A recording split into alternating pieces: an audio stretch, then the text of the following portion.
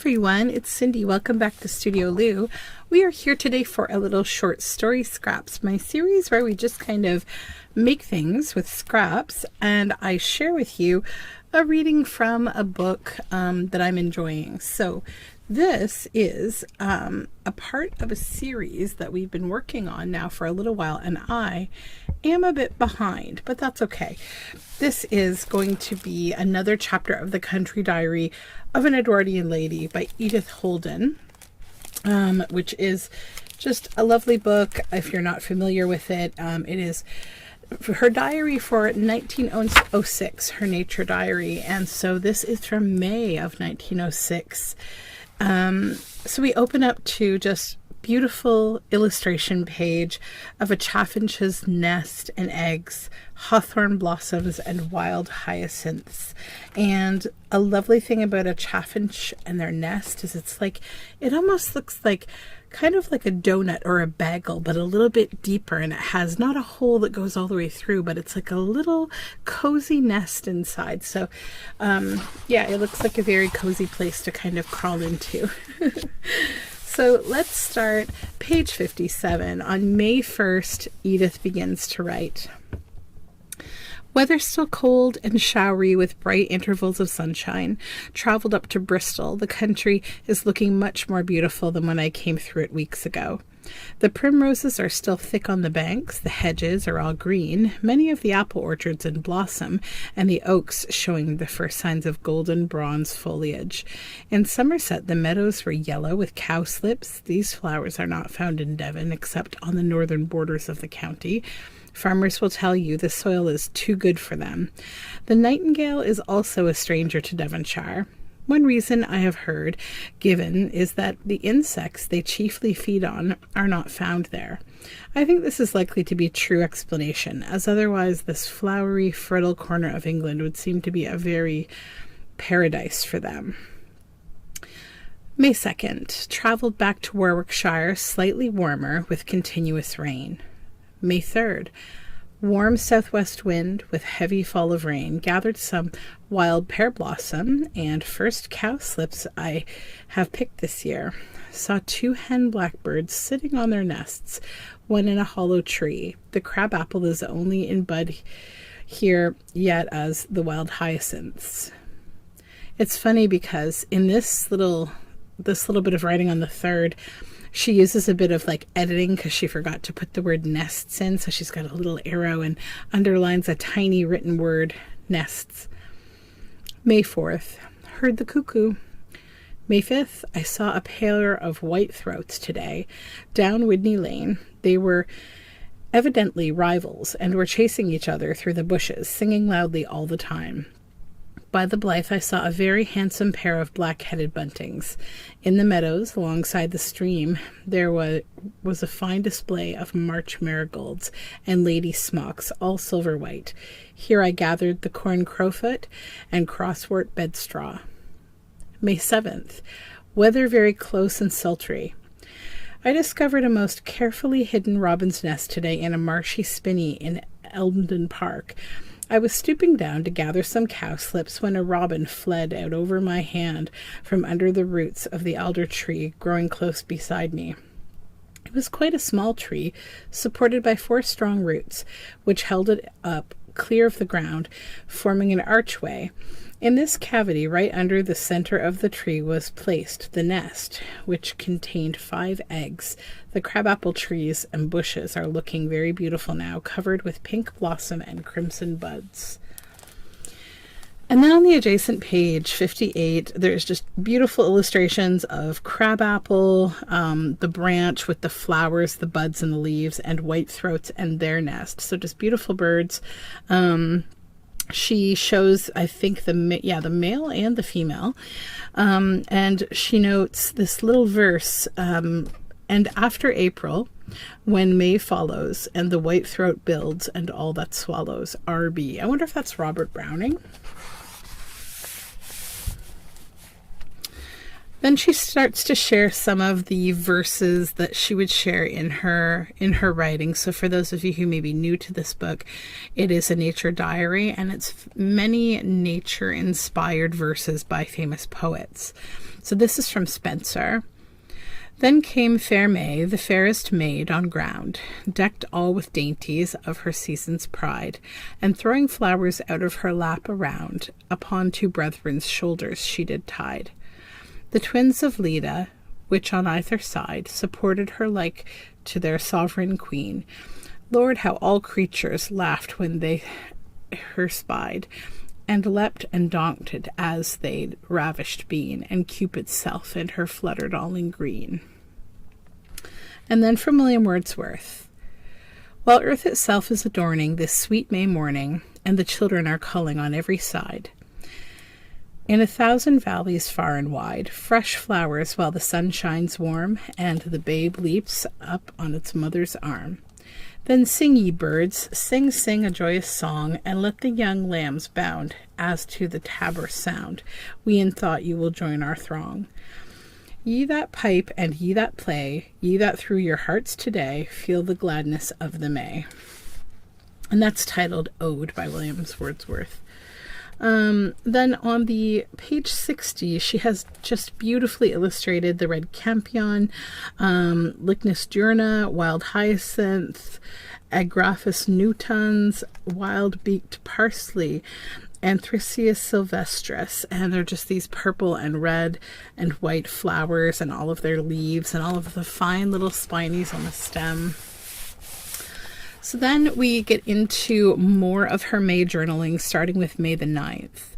The common avens, bugle, and plantain are in flower, and some of the oaks are hanging out their long tassels of blossom. I saw a moorhen's nest today. It was placed on the stump of an elder tree at the edge of a pond, just out of reach of the bank. The nest was built of sticks and pieces of dead reed and contained one egg. I brought home a big bunch of bluebells, red campion, and wild-beaked parsley. The latter is showing its white umbels of blossom in every hedgerow. May 11th. Saw a dead hedgehog curled up by the roadside. May 12th.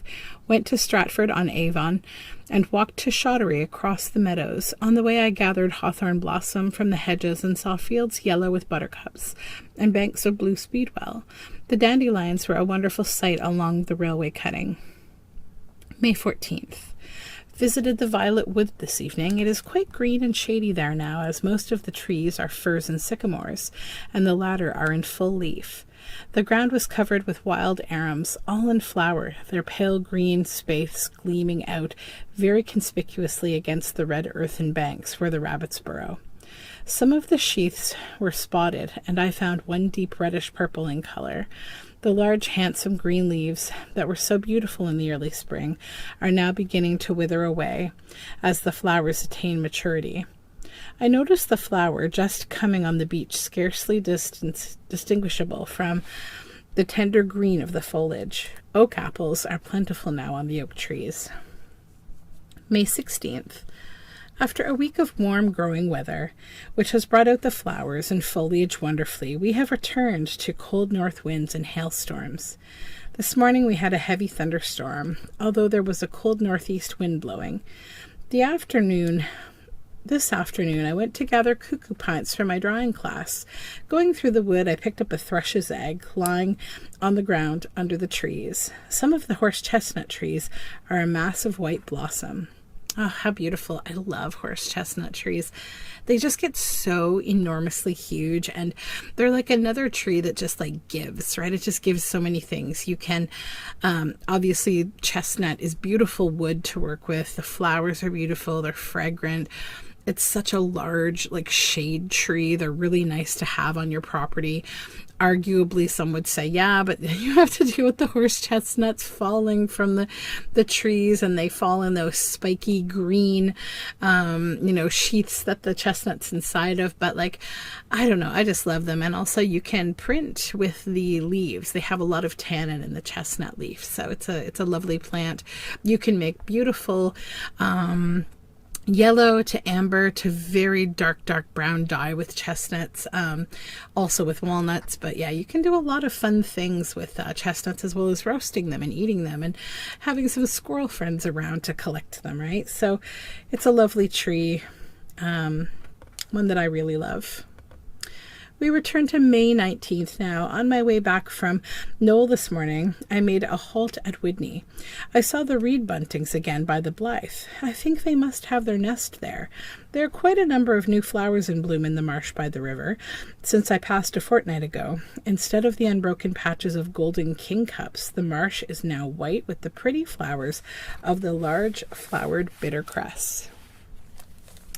And then we get into another verse, Aurora's Lay by Elizabeth Barrett Browning. So yeah, I do believe probably that R.B. was Robert Browning. I think that Edith indulged in the absolutely beautiful poetry of the Brownings, and I too love their writing. I love their correspondence, their love story, all of it. It's just they're just a wonderful they're a wonderful story, really. But anyways, let's get into Aurora's Lay. Whoever lives true life will love true love. I learned to love that England very oft before the day was born or otherwise. Through secret windings of the afternoons, I threw my hunters off and plunged myself along the deep hills as a hunted stag will take the waters, shivering with the fear and passion of the course. And when at last escaped, so many a green slope built on slope betwixt me and the enemy's house behind, I dared to rest or wander in a rest, made sweeter by the step upon the grass, and view the ground's most gentle and dimplement, as if God's finger touched, but did not press, in making England such an up and down of verdure, nothing too much up or down. A ripple of land, such little hills, the sky can stoop too tenderly, and the wheat fields climb, such nooks of valleys lined with orchises, fed full of noises by invisible streams. They open pastures where you scarcely tell white daisies from white dew at intervals, the mythic oaks and the elm trees standing out, self-poised upon their prodigy of shade. I thought my father's land was worthy too of being my Shakespeare's. What a beautiful verse. I kind of like in the beginning how Elizabeth, she alludes to like some fear, right? But still wanting to follow that adventure. And I think that's often how I can feel when I go on these really long kind of like nature walks, and I'll end up staying out too late at night. I'm too deep in the forest. I've been guilty of this many times.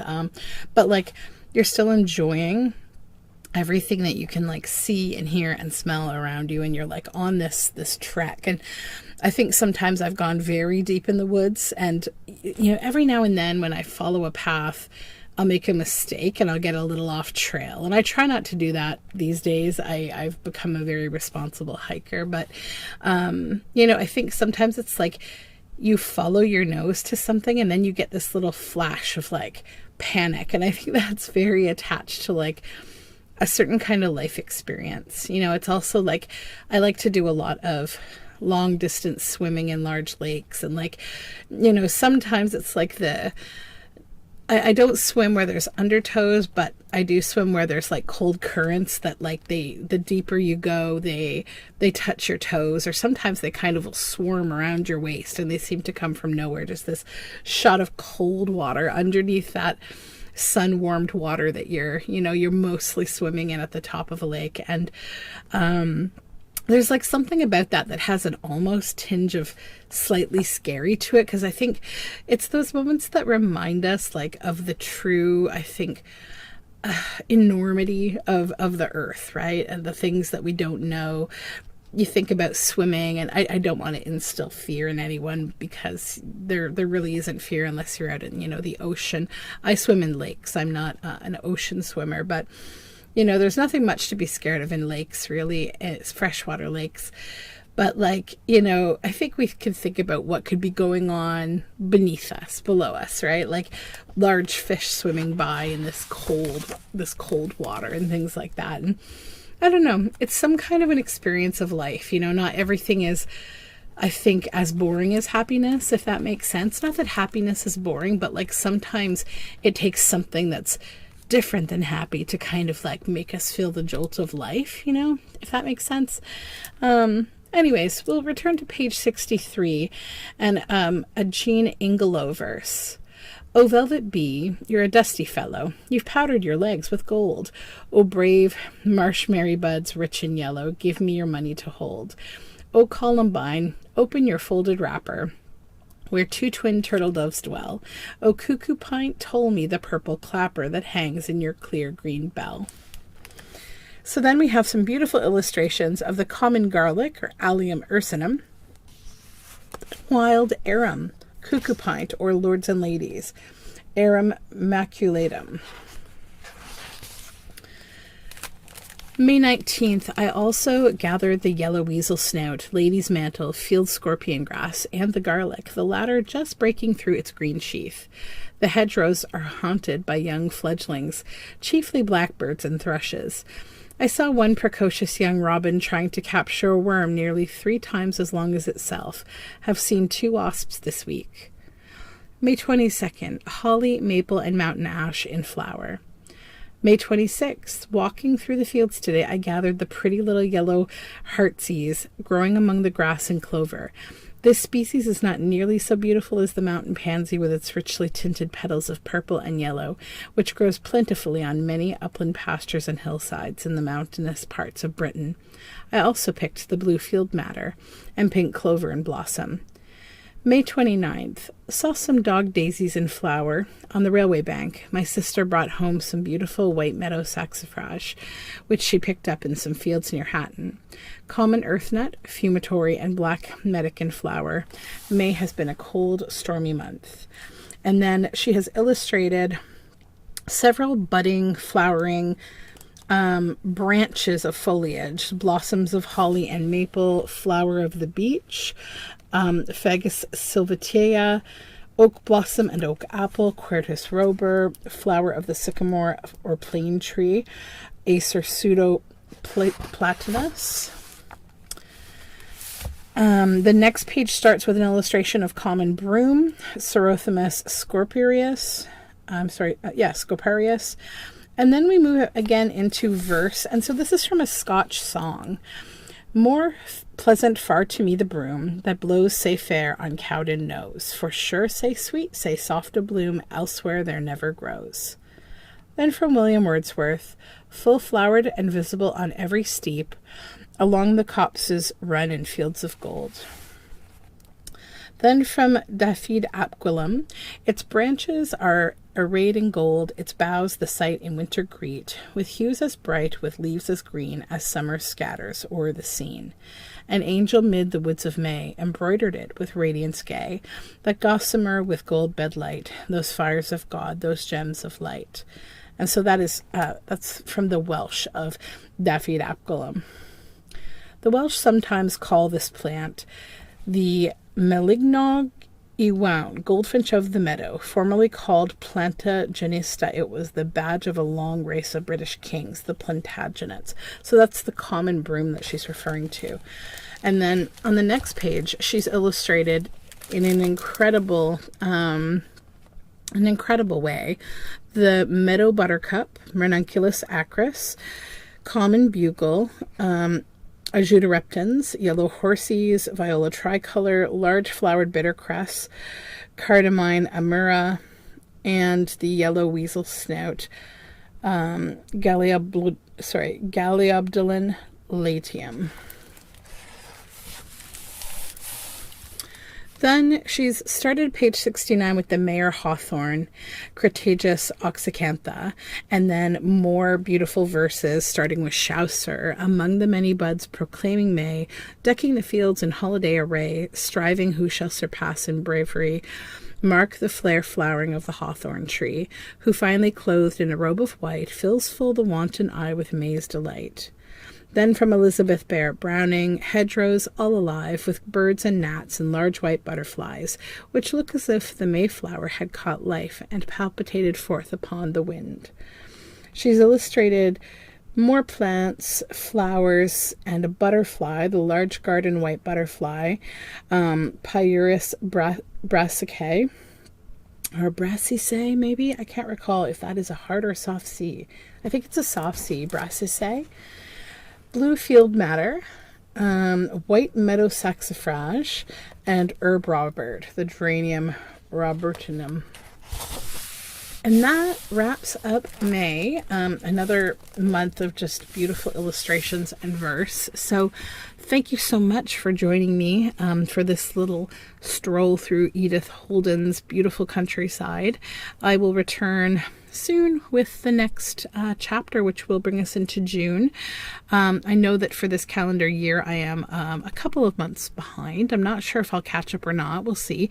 I've been kind of peppering the short story scraps with other things that I've been reading. And so I think overall it's not that important because, you know, the videos will be on YouTube probably forever. So you can choose to listen to them month by month as the months come if you like, or just follow the journey as it comes to us, I guess. So until next time, take good care of you. I hope you're cozy and doing well, and we'll talk soon.